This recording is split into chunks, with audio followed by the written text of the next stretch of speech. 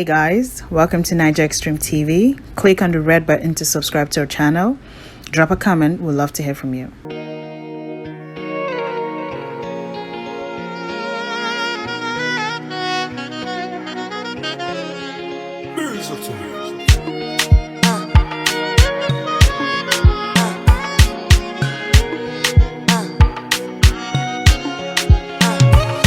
Over them all, if they want tongue go Goliath, I be David for life.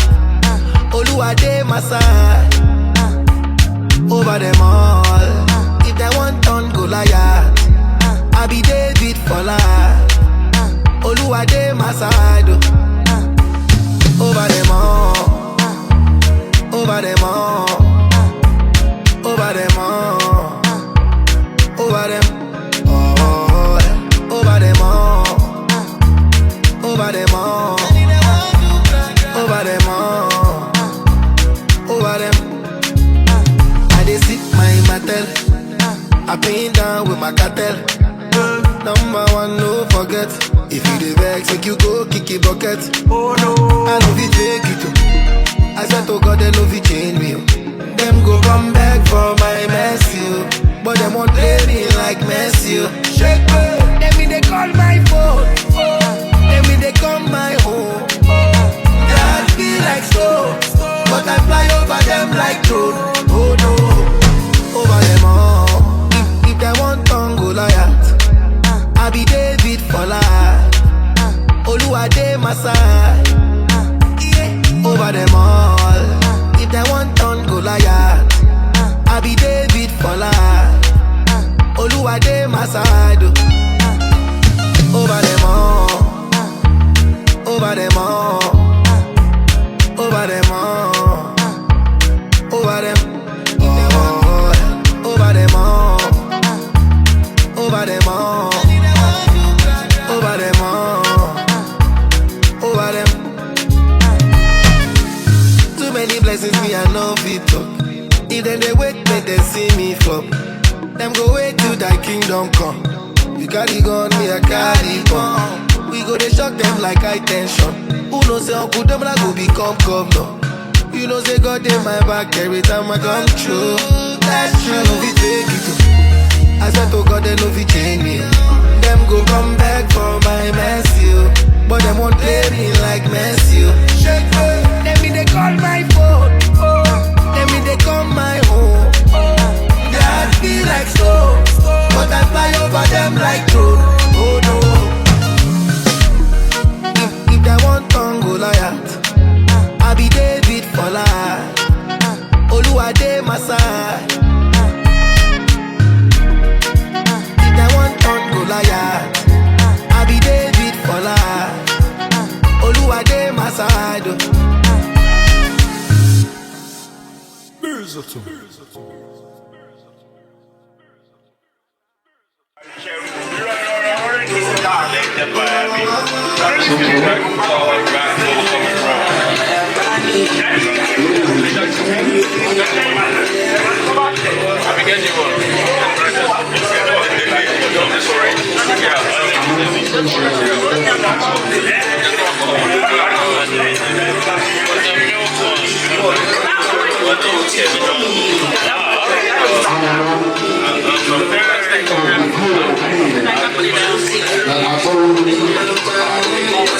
Like, we have a couple of people who sleep on me.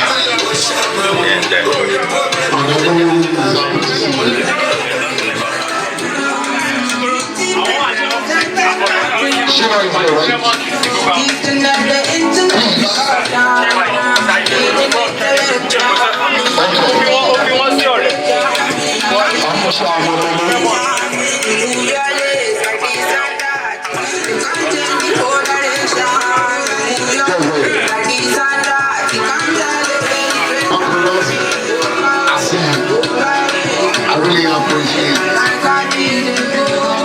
And trust me, it's gonna be a beautiful evening. As usual, repeat it. It's always a beautiful evening.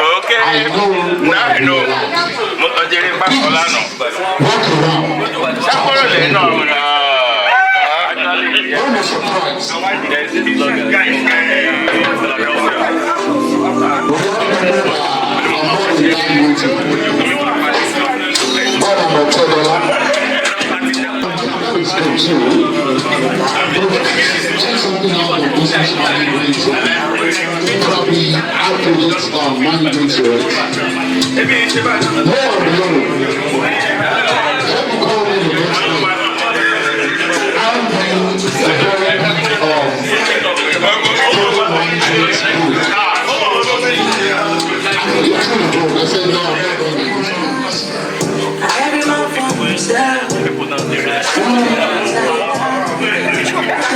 You can talk to me.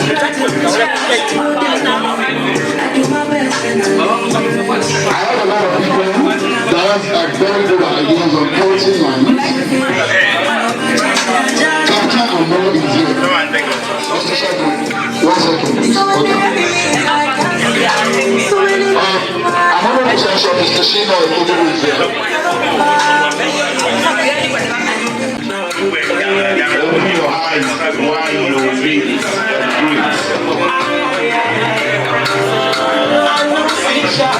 no time is wasted. Take advantage of every opportunity right here now. I want you to take every advantage of every opportunity. And when our speakers are giving their talks, please listen attentively. Experts, let us enter African healthcare. Please. You're welcome, sir. Mr. Tupu. You know, when you see the billionaire, you can tell. They talk about morning. Thank you, the morning man. Sir.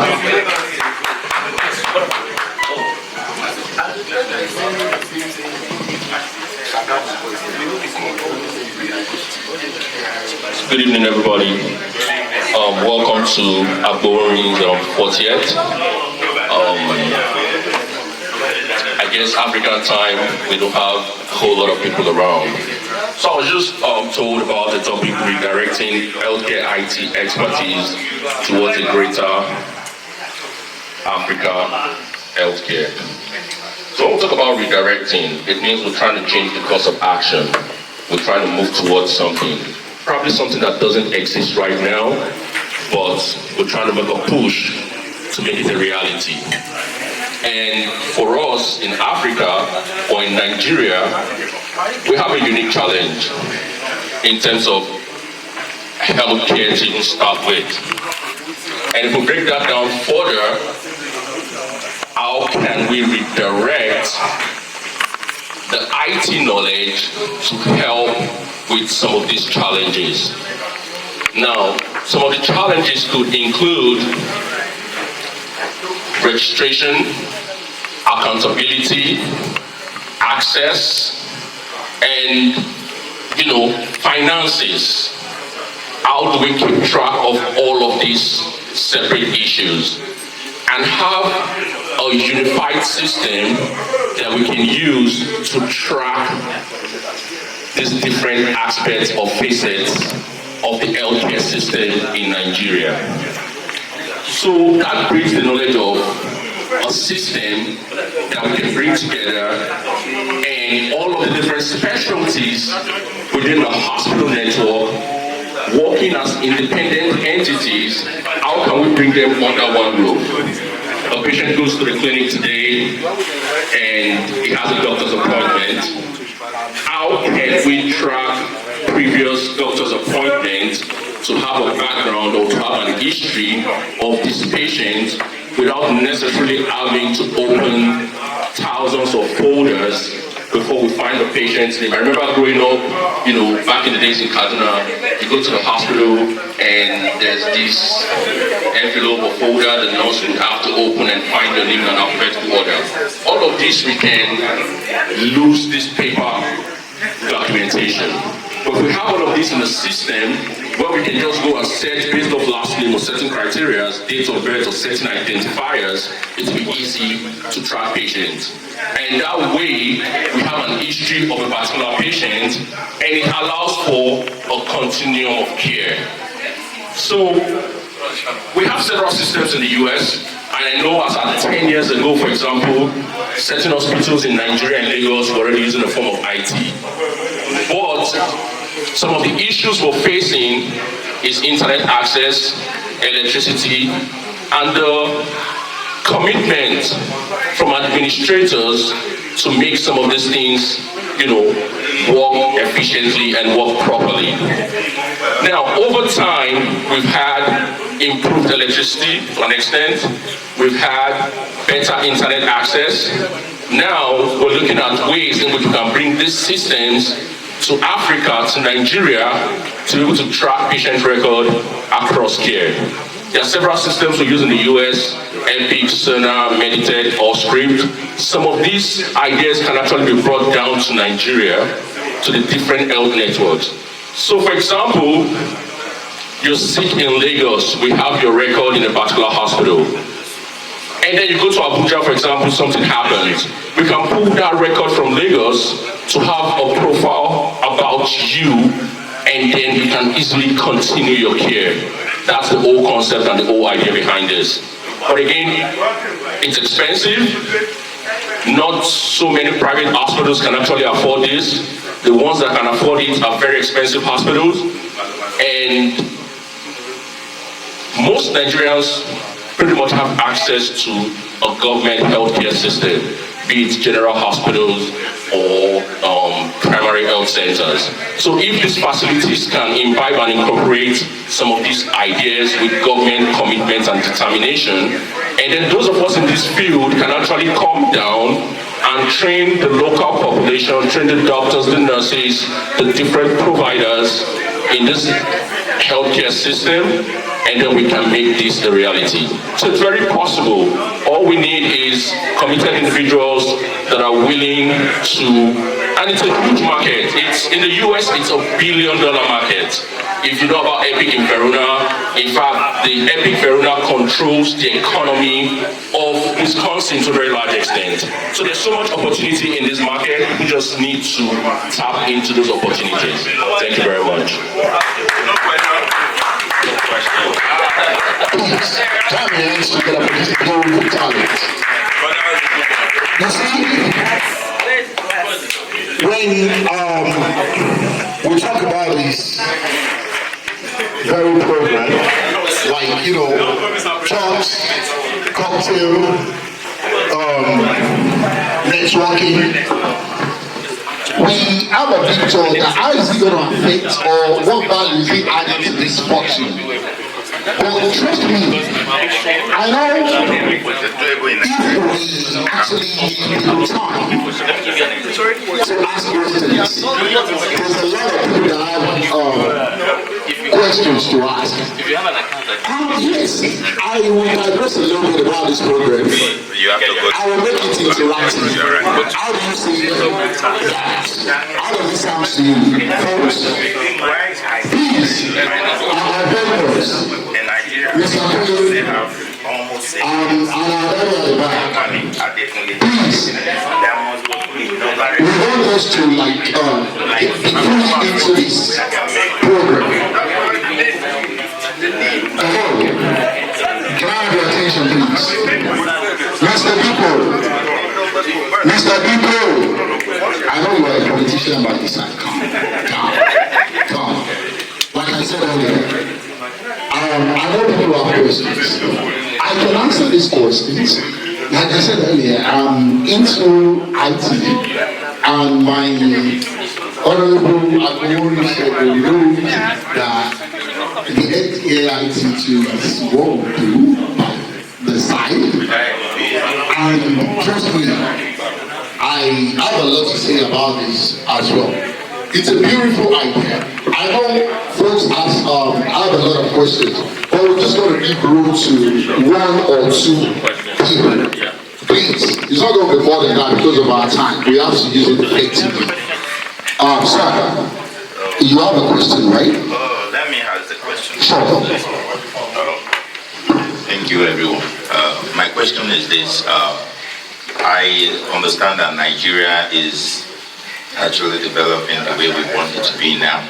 And I want to believe, because America is America and some people have social security and all of that, that's what makes everything to work. And the social security number is just one number like this and you're good. But we have this program in Nigeria that we have BVN, and we have NIN. And most of the time when you have the BVN, NIN, they contradict each other at times. They will be saying, no, that's not his BVN. Let's go and check this. And all that. How do you want to sort that out? Because if the number that can denote a certain person is not well put in place, like I'm Shino Ayo in Lola now. You can go to Nigeria and get a lot of Shino Ayo in Lola with the same year, with the same month and all that. And I believe the number that can represent the individual is all what I'm talking about. How do you intend to do that? Thank you. Yeah, that's a great and important question. Same with the United States. We have so many undocumented that do not have socials. How do we capture them? All you need is just a form of identification. It could be a driver's license, it could be a passport ID from a foreign country. Once you bring that information in, we input that into the system, we generate an MRN, which is your medical record number. So that medical record number can follow you across board, one. And then when you go to any hospital, we can use identifiers like first, last name, and then date of birth.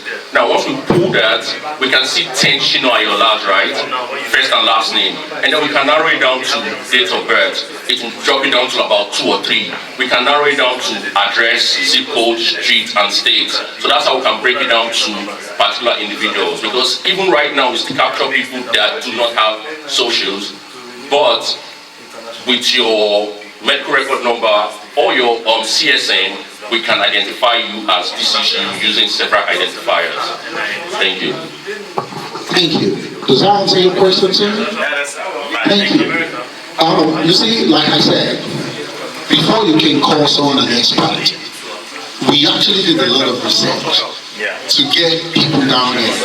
And trust me, all your questions are going to be answered.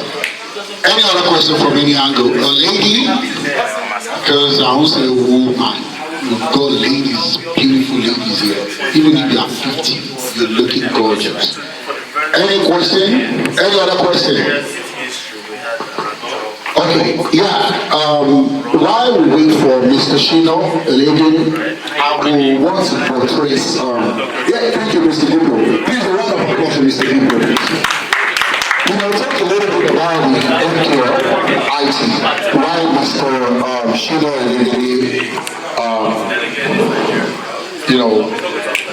is here. Okay. I'll probably suspend that. But to do something little in Nigeria, I think we're getting there. When you were talking about that, Mr. Shino, I already said something like NIN, then the other one, BVN. I think there's something I believe, there's something that is called baby step, right? A baby step is when a baby just start jumping like this, start crawling, then at the point you start, staggering gradually. Then before you see, start walking. Before you know, the kid is on the run. So I believe with the BVN, NIN, whatever Nigeria is going to adopt in probably in the next couple of years, we'll be able to track down our healthcare records and so many other records, not just that. So let's just be very hopeful and play along with our dear country. Thank you. Moving forward, Mr. Shino, I'm sorry. Please, a round of applause for him, sorry. So he's going to be talking about lesson learned from 360 Limited. The section is going to be diaspora investments. Like I said earlier, we have CEOs here, a lot of investors. Likewise, DJ Boozy, I see you. Please, I will want your full attention. Please, ladies and gentlemen, Mr. Shino. Thank you. thank you. Yeah, so my name is Shina Ilebede. Just a little bit of introduction. My background is in engineering, but I happen to find myself in the agri space in Nigeria, and I am glad myself and my partner chose to go that route. So I'll be talking a little bit about investments in agriculture in Nigeria. Specifically, I have that experience in the cassava value chain, so I'll be more biased towards the cassava value chain. And like I said, my background is not in agriculture. However, I found it and I'm glad I did. So I'm a partner at 365 Farms Limited in Nigeria. 365 Farms was registered some 4 years ago, thereabouts, and we operate about 4,000 hectares of land. We haven't developed everything, just to be clear, but we're getting there. So I, myself and my partner, I'll just start with some of the challenges. I have a couple of slides here, but sometimes slides get boring. But just to whet your appetite a little bit when it comes to agriculture in Nigeria. I mean, gone are those days when we always thought that agriculture is for the poor man, the rural guy in the village. Trust me, that is not the case today. The agri space in Nigeria is going beyond what the young people. Unfortunately, there's still a long way to go to where it should be. I mean, many of us are, those of us here are blessed to see how things work here, and that's what we're trying to do, that knowledge transfer to Nigeria. But can I ask anybody a question about, when you hear about cassava, what comes to mind? The crop cassava, what comes to mind? Thank you. So it's interesting. I also have that very, no offense to anybody, we all, in certain sectors, we all have that, let me use the word, myopic view of things. But do you realize that a good chunk of the medication you take today, those pills that you swallow, a good chunk of it is called bulking, right? Comes from starch, right? Cassava has one of the highest percentage of starch content of any crop in the world. Next to potato, well, potato, it has more than potato. So when you carry the same 1 kilogram of cassava and 1 kilogram of potato, you get more starch from cassava than you get from potato, than you get from cornstarch. Right? Of course, the US will sell cornstarch to you because that's what they produce. They don't produce cassava. So I'm just letting you know the potential. The same cassava, the piece of paper you write on, the bulk of it is starch.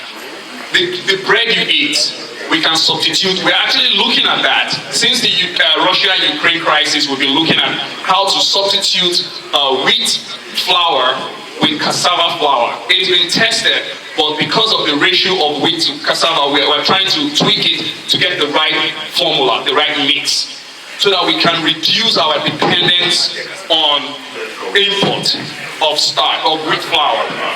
So you can process your cassava into flour, into starch. Like I said, food grade cassava is what you use in producing things like your medication that you swallow, your pills, your toothpaste.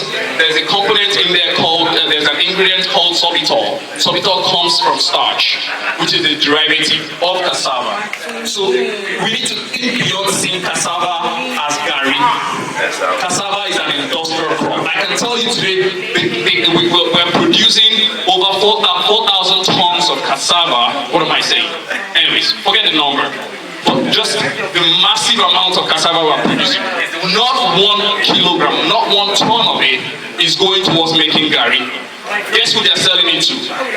The makers of Indomie in Nigeria. Cassava, yes. So I need us to think beyond gari. Again, because of our background, our forefathers didn't know more than they need, right? But we are using our cassava beyond just the gari that we eat. So that's just to whet your appetite on the value chain. Now, it would interest you all to know that 23% of Nigeria's GDP, gross domestic product, is from agriculture. And the number one crop produced in Nigeria today is cassava. Now, I'm not trying to, like I said, I'll be biased towards cassava, but trust me, there's so many opportunities. I can tell you about pineapple, I can tell you about palm kernel, I can tell you about coconut. There's so many opportunities you can invest in.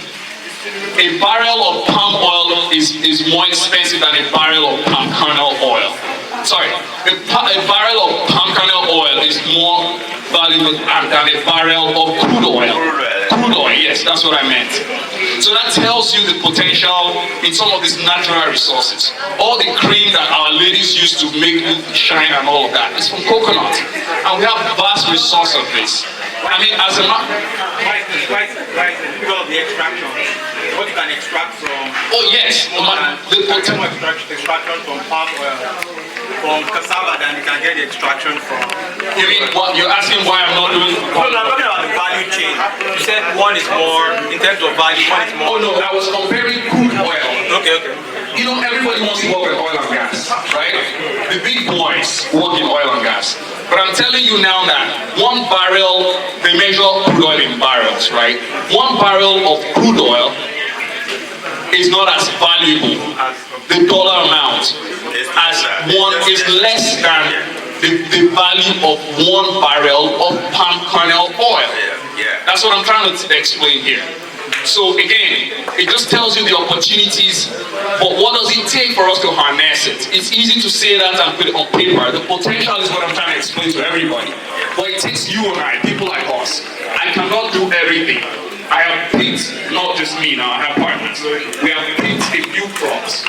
But it's up to the likes of you. I like you guys to go back and do some research and I'll ask yourself, which of these can I get going to?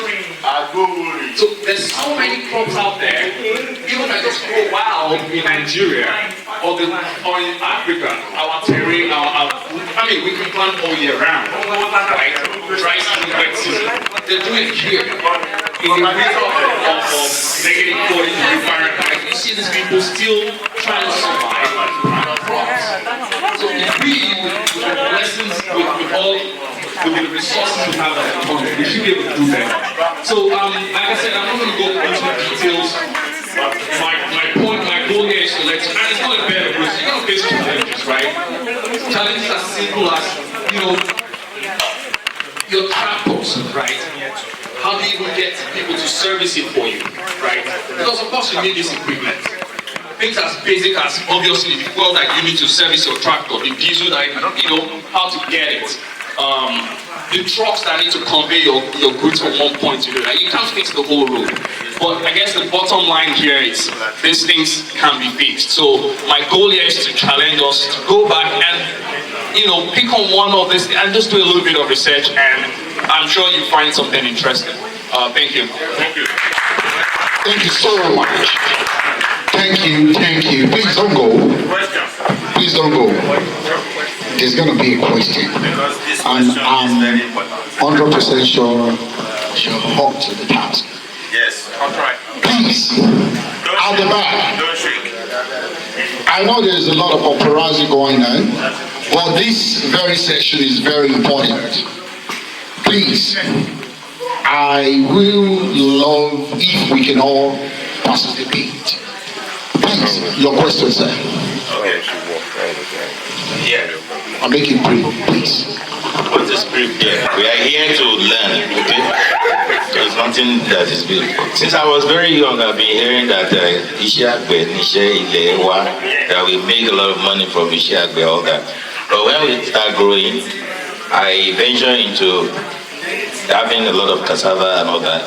But it got to a stage that it was monopolized, that if this is not from this, they're not going to buy it for certain things and all that. Then it makes every one of us that put a lot of money in it to just back off. Do you understand what I'm saying? So what I'm trying to say in essence is that you are just talking about challenges. There is no job that doesn't have its own challenges. But the only thing is, how do you want to do it that people will not monopolize the market, that you and I will be able to benefit from it? Because when some people have a bag of money, they have $3 billion now. They want to tell you that are making this. Don't worry. We can buy from you because they are making their own. How do you intend to do that so that people that venture, put their money in it, will not come back regretting? Thank you. Thank you. There's one more question. Do you want to take both questions and talk about it, or you want to break it down one after the other? Let me finish with this one. All right. I don't trust my memory to remember everything. All right, so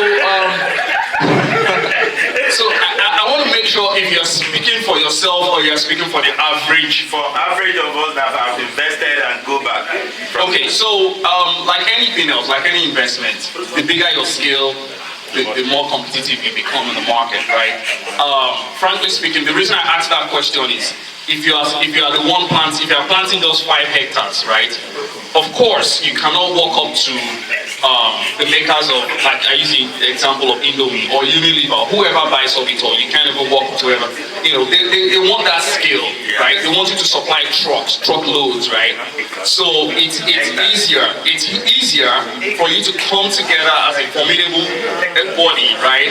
But what we have right now, what we do is we have what we call an outgrower, ingrower, where the small scale, medium scale farmers, we bring them together, we aggregate them, and then try to grow as one. We represent them, buy from them. Of course, we have our own, so that we're not held to ransom by those people, right? Because they go to highest bidder, but we have that commitment with it. So I don't know if that answers the question, but that's one of the ways you can.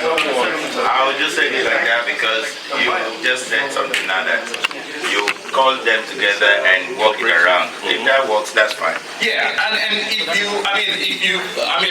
happy to, if you have real life problems, we can talk about it I offline. have more than 15 acres. Acres. Yes, that we have all of that there. All of it was just regular, and that was how it And it's I don't want us to get into the weeds, but it's a little complicated, right? Your location also matters because cassava is a perishable I don't care about location. If I can bring my crops, let me get it to where you need it. But when we get it to where you need it, and you are now pricing us down because we are not part of some. You should get what I know. I totally understand what you're saying, but I can tell you. I'm talking from experience. I'm not. You sound like you. I'm not building it. I know how much I've put in that kind of a thing. No. It's not a joke. You know what? Maybe we should talk about it because it's easier. So we're here to network. You see, I said it. It's getting interesting. Hello, please. You see, I'm loving this moment. To be sincere, it's becoming more interesting, intense, and people are really gaining a lot. But trust me, Mr. Shinayomi, I would like to say something, if I'm right. We just have a speaker here to give us more light, more knowledge about this agricultural thing. With all due respect, I don't think he's the Minister for Agriculture in Nigeria. He already said it. He doesn't. It's not his background. And it's not a commissioner for agriculture in the state. We're just here to share knowledge. So, but I will say something. We hate the network. We can meet behind the curtain, to share knowledge about or probably our past experiences. That's fine. Right. Talking right here, speaking to you right here, I'm into logistics, right? I've got 4 cars in Tinkan Island during COVID. Do you know what happened? I'm not the one that actually spread COVID out there. My cars was there. Nobody could attend to me. For those months, I was charged 2,000 naira per night. Calculate how much would that be on each car for that month, right? So, if we have someone who knows about import and export, and I'm not throwing out my anger or probably my experiences or in Tinka, they actually see my car, my Kuba buses to it, 4 cars, and they charge me $2,000, it's gonna be emotional. Yes, I understand, but I want us to understand that what we're doing here is just networking, sharing ideas on what and where to get things done back home. If I'm right, sir. Thank you. Mr. Bippo, you said you have a question. Yeah. So, how do you mitigate the Xtreme situation? Wait a minute. Mitigate. Yeah, how do you walk around it? Because if you're into farming, agriculture, you just have someone come with their cow and run through your farm. And most times there's this herders and farmers conflict. How do you walk around that?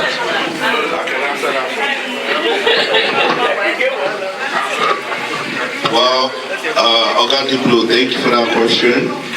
I'm going to answer it in a very simple layman. I remember in the days that were oldings, every farm had to be demarcated. They always have a kind of walls that they did, but it was so artificial that the cows, whatever, can pass through it. But, for example, my father was a farmer, so I know what he did, and he has several animals in the farm.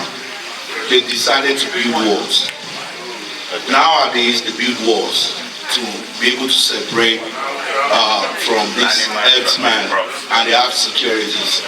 Do you understand? So in that way, they're able to cut them, and in case whereby you have a large, big farmland, the first thing they will ever do these days now is to build a wall. They have to build a wall. But in case you went to go and plot some large farm of land in some rural area, whereby you don't want to use that, then you should know that you are at a risk. It's either you are looking for the local security to watch over the land for you, but still, you still have to risk. In these modern days, what they do is they try to build walls. Because the walls separated you from that's the thing. That's what I'm saying. Well, but nowadays, the first side you have to first have is you have to build walls. I don't know. I think the wall is not the wire mesh. Yeah, the wire mesh. We are planting blocks. I'll tell you that. Here tonight. It's not even on the program. But he actually helped us out on how to solve some problems. But it's not going to be limited to that. I will still go back to the guest speaker to do justice to that question as well. Thank you. Thank you, and thank you, Dr. Sam, for the ideas. I like how you took up that question. But what if I challenge you that there are other solutions that you can apply that will actually bring you money?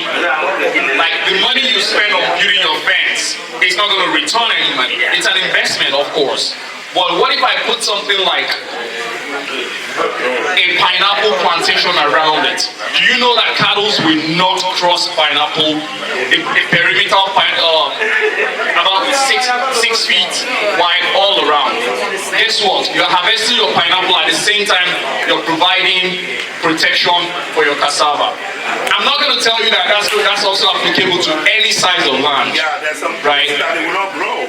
Yeah, so having said that, it's a it depends on your scenario, so we have to look at it. I can tell you right now that for a large farm of 1,000 hectares, it's hard to build a fence around it. There are other ideas that people, they put ditch around it. Ditch as 6 feet wide, all around it. Again, that's not very practical when you have such a big farm. So it depends on the scenario. I can tell you that we have multiple ways we actually have a relationship with the cattle rearers who are local. who can now, they control the north, the people coming from the north. And we know the season they do it. It's in the dry season. In the wet season, guess what? They're not going to come to your farm because they have enough food in the north. The reason they're coming is because they can't get enough water, enough grass for their cattle to feed on in the dry season. So, like I said, it depends on the scenario and it depends on the time, the season. So, thank you. Ladies and gentlemen, please can you join your hands together for Mr. Shona. Hello.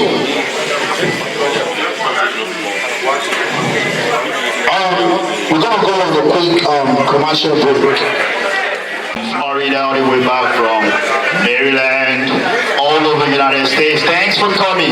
And I do believe that our sessions that we did right now was very, very educative. I see good questions, and I just want to do a wrap-up of reason why I decided to make that talk sessions. So it's very important for us to communicate. It's very important for us to network. And it's very important for us to share experiences with each other. Those are part of the key attributes to success that I've discovered in the United States. We are in diaspora where we have a lot of opportunities. You have a lot of way that you can maximize our wealth. And that's why I decided to choose very good speakers. Mr. Shinelego is my very good friend. We graduated from university together, and he's been doing wonderful in investments. I'm really very proud of him, and I really say thanks for sharing that knowledge and experience.